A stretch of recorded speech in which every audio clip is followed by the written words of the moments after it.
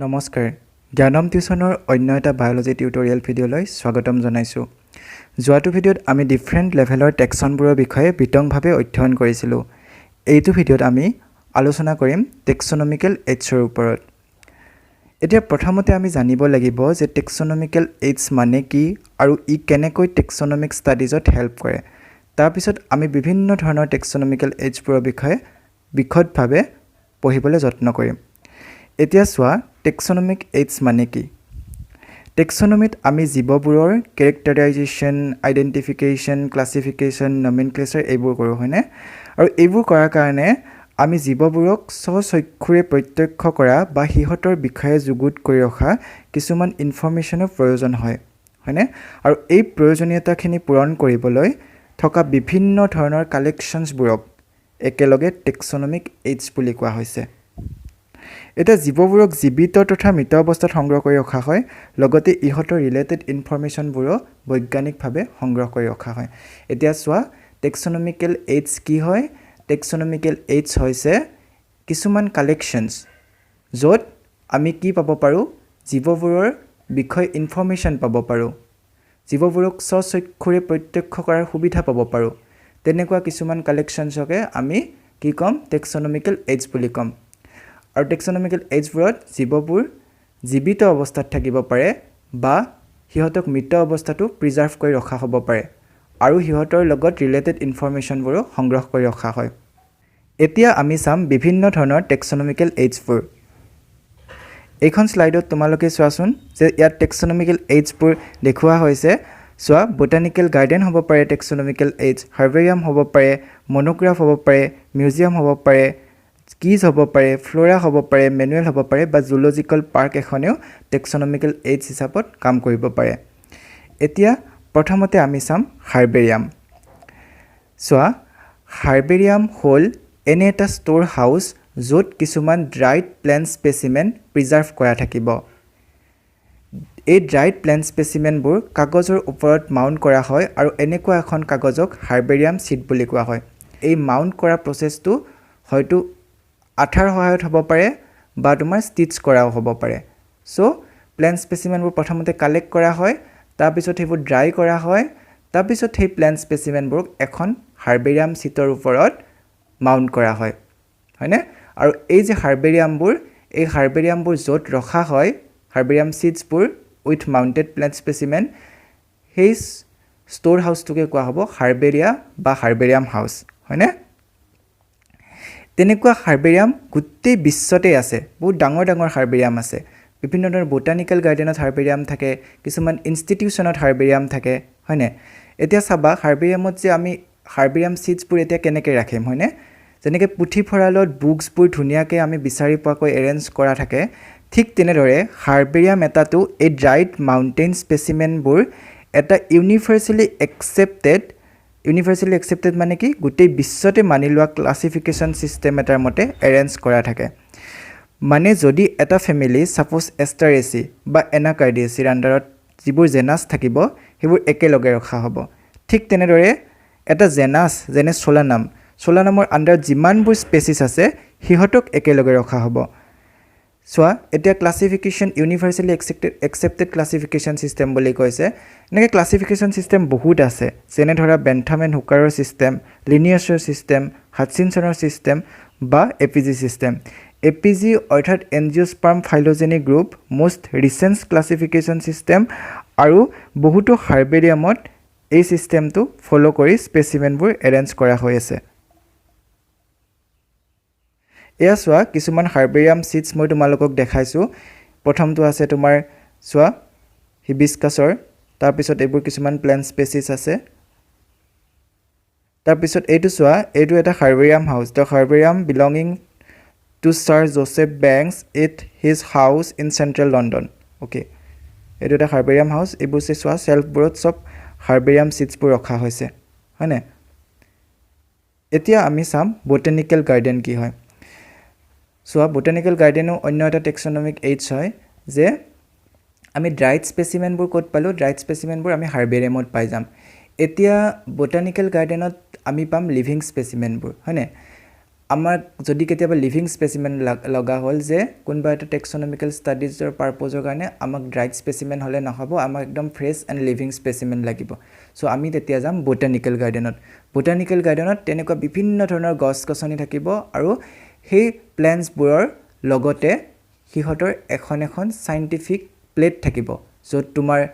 সিহঁতৰ নাম লিখা থাকিব সিহঁতৰ ফেমিলি লিখা থাকিব তেনেকৈ গোটেই ইনফৰমেশ্যনখিনি সেই গছজোপাৰ কাষতে এখন প্লেটত বা ফলকত লিখা থাকিব বুজি পালানে বটানিকেল গাৰ্ডেন আৰু হাৰ্বেৰিয়ামৰ মাজত ডিফাৰেন্সটো এটা তেনেকুৱা বটানিকেল গাৰ্ডেন গোটেই বিশ্বতে বহুত আছে তেনেকৈ এখন ফেমাছ বটানিকেল গাৰ্ডেন হৈছে royal botanical garden at Kew London হয়নে এখন বহুত ডাঙৰ বটানিকেল গাৰ্ডেন বিশ্বৰ আটাইতকৈ ডাঙৰ বটানিকেল গাৰ্ডেন হয় এখন তোমালোকে চাবাচোন ইউটিউবত চাৰ্চ কৰি ৰয়েল বটানিকেল গাৰ্ডেন তাৰপিছত আমাৰ ইণ্ডিয়াত থকা বটানিকেল গাৰ্ডেন হ'ল Indian botanical garden Howrah national botanical research institute Lucknow এইবোৰ ডাঙৰ বটানিকেল গাৰ্ডেন আৰু তেনেকৈ আমাৰ আছাম ষ্টেট জু কাম বটানিকেল গাৰ্ডেন তোমালোকে কেতিয়াবা হয়তো নিশ্চয় গৈ পাইছা তাতে চ' তাত দেখিছানে গছবোৰৰ কেনেকৈ নেম প্লেট লগোৱা থাকে বা গছবোৰৰ কাষতে ইনফৰমেশ্যন থাকে হয়নে এতিয়া বটানিকেল গাৰ্ডেন আৰু হাৰ্বেৰিয়ামৰ মাজত ডিফাৰেন্সটো তোমালোকে জানি ল'বা যে হাৰ্বেৰিয়ামত ড্ৰাইড স্পেচিমেন পাম আৰু বটানিকেল গাৰ্ডেনত আমি পাম লিভিং স্পেচিমেনবোৰ এয়া চোৱা মই এখন শ্লাইডত দেখাইছোঁ তোমালোকক যে বটানিকেল গাৰ্ডেনত কেনেকৈ নেম প্লেটত নামবোৰ বা সিহঁতৰ ফেমিলিবোৰ লিখা থাকে চোৱা চাইণ্টিফিক নেম লিখা আছে কমন নেম লিখা আছে ফেমিলি লিখা আছে অৰিজিন লিখা আছে ঠিক তেনেকৈ তোমাৰ প্ৰতিজোপা গছৰ কাষতে এনেকৈ লিখা থাকিব এইখন হৈছে ৰয়েল বটানিক গাৰ্ডেন কিউৰ এখন ইমেজ এয়া হৈছে great banyan tree at Indian botanical garden Howrah great banyan ট্ৰীৰ নাম তোমালোকে হয়তো শুনিছা এইজোপা গছ আছে ইণ্ডিয়ান বটানিকেল গাৰ্ডেন অথবা আচাৰ্য জগদীশ চন্দ্ৰ বোস বটানিকেল গাৰ্ডেন হাওৰাত এই গছজোপাৰ পৰা চোৱাচোন এডভেণ্টেটিয়াছ ৰুটছবোৰ ওলমি আহি কেনেকৈ নতুন গছৰ নিচিনাকৈ আকৃতি লৈছে আৰু এইখন ইমেজ হৈছে নেশ্যনেল বটানিকেল ৰিচাৰ্চ ইনষ্টিটিউট লক্ষ্ণৌৰ এতিয়া তোমালোকৰ নেক্সট টেক্সনমিকেল এইডছটো আছে মিউজিয়াম চোৱা museums have collections of preserved plant and animal specimens for study and reference so' মিউজিয়ামত কি থাকিব মিউজিয়ামত প্লেণ্ট আৰু এনিমেল স্পেচিমেনবোৰ প্ৰিজাৰ্ভ বা সংৰক্ষণ কৰা থাকিব য'ত আমি গৈ পেলাই সিহঁতক ষ্টাডি কৰিব পাৰোঁ হয়নে চ' স্পেচিমেন্স are preserved in the container or jars in preservative solutions চ' স্পেচিমেনবোৰ কেতিয়াবা কি কৰা হ'ব জাৰ বা কণ্টেইনাৰত প্ৰিজাৰ্ভ কৰা হ'ব উইথ প্ৰিজাৰ্ভেটিভ সলিউশ্যন হয়নে প্ৰিজাৰ্ভেটিভ সলিউশ্যনতহে প্ৰিজাৰ্ভ কৰিব পৰা যাব নহ'লে এনে হ'লেতো সেইবোৰ নষ্ট হৈ যাব হয়নে প্ৰিজাৰ্ভেটিভ সলিউশ্যনবোৰ ফৰ্মেলিন হ'ব পাৰে বা তেনেকুৱা অন্য কিবা সলিউশ্যন হ'ব পাৰে এতিয়া plant and animal specimens may also be preserved as dry specimens হয়নে প্লেণ্টটো ড্ৰাই কৰি থ'ব পাৰি আমি গম পাইছোঁ হাৰ্বেৰিয়াম হয়নে তেনেকৈ এনিমেল স্পেচিছো কিছুমান ড্ৰাই কৰি ৰাখিব পাৰি যেনেকৈ ইনচেক্টবোৰ কি কৰা হয় কালেক্ট কৰা হয় তাৰপিছত তোমাৰ সিহঁতক ডেথ ষ্টেটলৈ লৈ যোৱা হয় আৰু সিহঁতক পিনিং কৰি পেলাই থৈ দিয়া হয় তেনেকৈ larger animals like birds and mammals are usually stuffed and preserved হয়নে এতিয়া আমি ইনচেক্টবোৰ তেনেকৈ থ'ব পাৰোঁ ডিৰেক্টলি একো সলিউশ্যন নোহোৱাকৈ কিন্তু যেতিয়া লাৰ্জাৰ এনিমেলবোৰ সিহঁতকতো আমি সলিউশ্যনতো ৰাখিব নোৱাৰোঁ চ' সিহঁতক আমি কেনেকৈ প্ৰিজাৰ্ভ কৰি ৰাখিম সিহঁতক প্ৰিজাৰ্ভ কৰাৰ কাৰণে এটা তোমালোকৰ মেথড আছে সেইটো কোৱা হৈছে টেক্সিডাৰ্মি এইটো বহুত পুৰণা মেথড টেক্সিডাৰ্মিত কি কৰা হয় যে ফ্লেছবোৰহে বেয়া হৈ যায় সেই ফ্লেছবোৰ উলিয়াই পেলাই তোমাৰ অকল স্কিনটো ৰাখি তাৰ ভিতৰত ষ্টাফিং কৰা হয় ষ্টাফিং কিহেৰে কৰে কটনেৰে ষ্টাফিং কৰে কেতিয়াবা কোকোনাট হাস্কেৰে ষ্টাফিং কৰা হয় চ' এই প্ৰচেছটোক কোৱা হয় টেক্সিডাৰ্মি আৰু তেনেকৈ সিহঁতৰ আকৃতিটো দিয়া হয় চ' এই প্ৰচেছটোৰে ডাঙৰ এনিমেলছবোৰ বা বাৰ্ডছবোৰ প্ৰিজাৰ্ভ কৰি ৰাখিব পাৰি আৰু মিউজিয়ামত স্কেলেটনো পোৱা যায় হয়নে স্কেলিটন পোৱা যায় এনিমেলছৰ স্কেলিটন হওক বাৰ্ডছৰ স্কেলিটন হওক এইবোৰ পোৱা যায় চ' মিউজিয়ামত আমাৰ কাৰণে কি থাকিব প্ৰিজাৰ্ভড প্লেণ্ট আৰু এনিমেল স্পেচিমেন থাকিব যিবোৰ আমি টেক্সনমিক ষ্টাডিৰ কাৰণে ইউজ কৰিব পাৰিম এয়া চোৱা এটা মিউজিয়ামৰ ইমেজ এখন মই দিছোঁ তোমালোকক ইয়াত চোৱা স্পেচিমেনবোৰ কেনেকৈ ৰখা হৈছে আৰু স্কেলেটনো আছে চোৱা ইয়াত সব বাৰ্ডছবোৰ এনেকৈ ৰখা হয় ষ্টাফিং কৰি পেলাই ইয়াত এইবোৰ ষ্টাফিং কৰা বাৰ্ডছ হয় তাৰপিছত এয়া চোৱা বেলেগ এটা মিউজিয়ামৰ পিকচাৰ দেখাইছোঁ এতিয়া তোমালোকৰ নেক্সট টেক্সনমিকেল এইডটো আছে জুলজিকেল পাৰ্ক বা জু জুলজিকেল পাৰ্ক বা জু এনেকুৱা এটা প্লেচ হয় য'ত ৱাইল্ড এনিমেলছবোৰক এটা প্ৰটেক্টেড এৰিয়াত ৰখা হয় আণ্ডাৰ হিউমেন কেয়াৰ হয়নে আৰু তাত গৈ পেলাই আমি সিহঁতৰ ফুড হেবিটছ হওক বা অন্যান্য কেৰেক্টাৰিষ্টিক্সবোৰৰ বিষয়ে অধ্যয়ন কৰিব পাৰোঁ ইয়াত তোমালোকে এটা কথা মন কৰিব লাগিব যে জুলজিকেল পাৰ্কত যদিও প্ৰটেক্টেড এৰিয়া বা হিউমেন কেয়াৰৰ আণ্ডাৰত ৰখা হয় এনিমেলছবোৰক ৱাইল্ড এনিমেলছবোৰক কিন্তু এইটো কথাৰ লক্ষ্য ৰখা হয় যে সিহঁতে ৱাইল্ড কণ্ডিশ্যন বা নেচাৰেল কণ্ডিশ্যনৰ নিচিনা এনভাইৰনমেণ্ট এটা পায় হয়নে চ' জুত তোমাৰ প্ৰটেক্টেড বা হিউমেন কেয়াৰৰ আণ্ডাৰত ৰখা হ'ব এনিমেলছবোৰক আৰু তাত গৈ পেলাই আমি টেক্সনমিক ষ্টাডি কেৰি অন কৰিব পাৰিম চোৱা এইখন ইমেজত তোমালোকক কিছুমান এনিমেলছ দেখুওৱা হৈছে পিকচাৰ্ছ শ্বয়িং animals in different zoological parks of India rhinoceros হওক বা টাইগাৰ্ছ হওক এলিফেণ্টছ হওক চোৱা এনেকৈ জুত আমি এনিমেলছবোৰক প্ৰটেক্টেড এৰিয়াত ৰাখোঁ আৰু সিহঁতক নেচাৰেল এনভাইৰনমেণ্ট এটা দিবলৈ যত্ন কৰা হয় এটা নেক্সট টেক্সনমিকেল এইডটো হৈছে টেক্সনমিক কিজ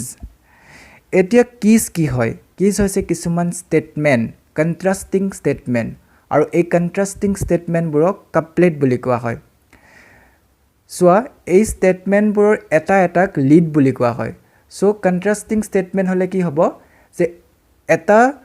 অৰ্গেনিজমক যেতিয়া আমি ষ্টাডি কৰোঁ তেতিয়া যদি এটা কণ্ট্ৰাষ্টিং কেৰেক্টাৰ লওঁ তেতিয়াহ'লে অভিয়াছলি তাৰ এটা কেৰেক্টাৰ থাকিব এটা কেৰেক্টাৰ নাথাকে সেই অৰ্গেনিজমটোত হয়নে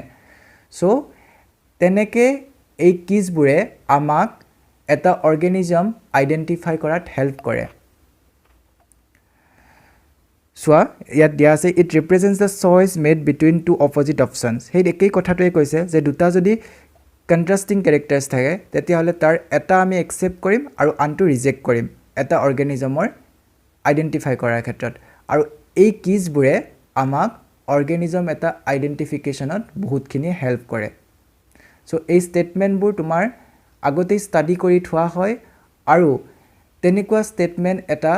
লৈ পেলাই আমি আগবাঢ়ি থাকিব পাৰোঁ টুৱাৰ্ডছ আইডেণ্টিফিকেশ্যন